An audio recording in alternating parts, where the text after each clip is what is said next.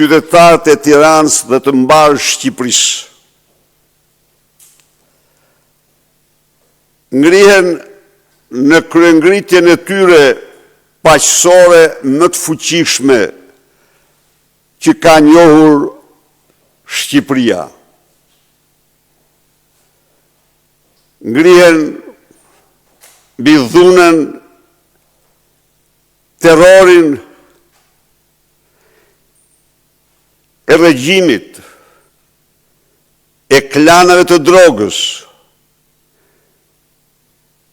e policisë politike të patronazhistëve, kërcënimeve të tyre.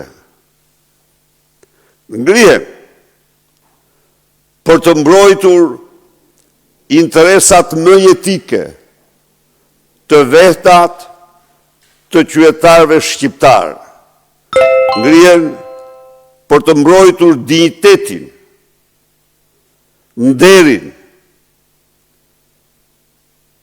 e çdo shqiptari ndaj një agresioni të rëndë të një organizate kriminale të kryesuar nga Edi Rama, që më së fundi, duke hequr çdo maskë, përdori 83 mandatet e krimit për të mbrojtur vjedhjet e tij të pallogaritshme dhe të Lubi Ballukut. Akti i fundit i Edi Ramës është akti më armiqësor që ai ka ndërmarrë në serinë e akteve armiqësore ndaj shtetit ligjor, demokracisë në Shqipëri.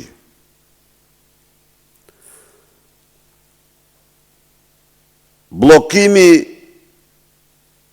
i heqjes së imunitetit dhe arrestimit të Lubi Ballukut nga Edi Rama ishte një mburojë për veten e tij, mbasi në dosjen Balluku, Edi Rama është aksioner të paktën me 60% të veprave kriminale që mban ajo dosje në total 1.2 miliard dollar.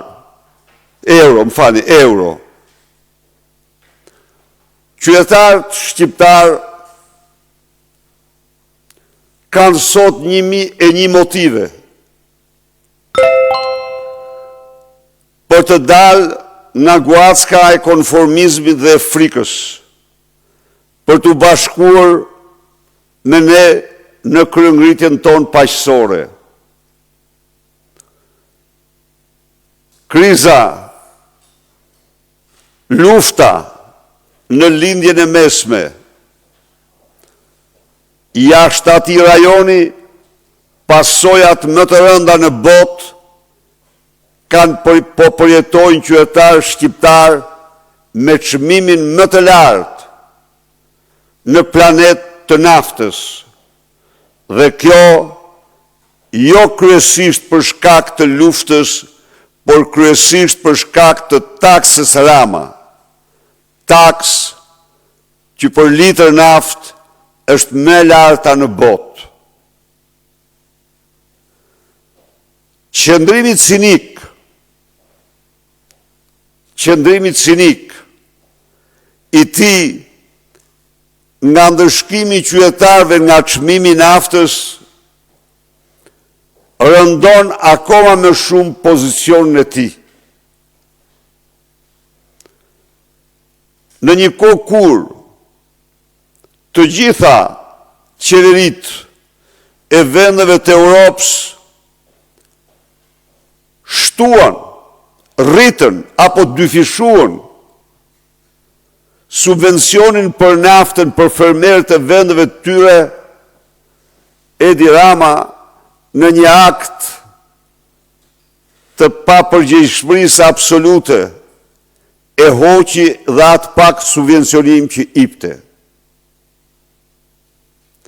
Duke garantuar në këtë mënyrë mbetjen djerë të dhjetra mira hektarëve tokë në Shqipëri dhe njëheras falimentimin e dhjetra mira fermave në këtë vend. Taksa Rama është taksa e cila ndërshkoi mbar qytetarët me transportin publik.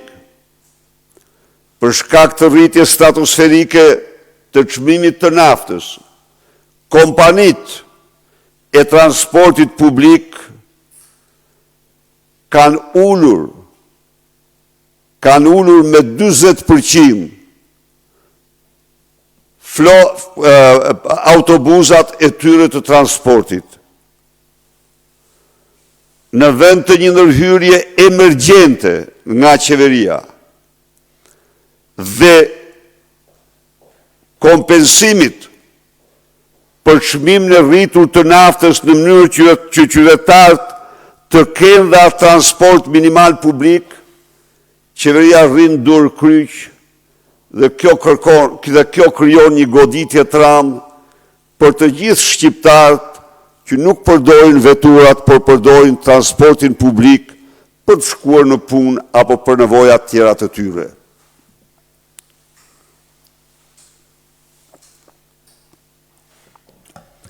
E kam theksua dhe theksoj përsëri. Çështja madhore kombëtare për çdo shqiptar është çështja e portit të Durrësit. Porti i Durrësit është pasuria më e madhe publike që kanë trashëguar shqiptarët nga shteti tyre në 100 vite dhe më parë. Kjo pasuri publike tjetërsohet dhe shtrohet në Dubajin e 1001 netëve të Edi Ramës.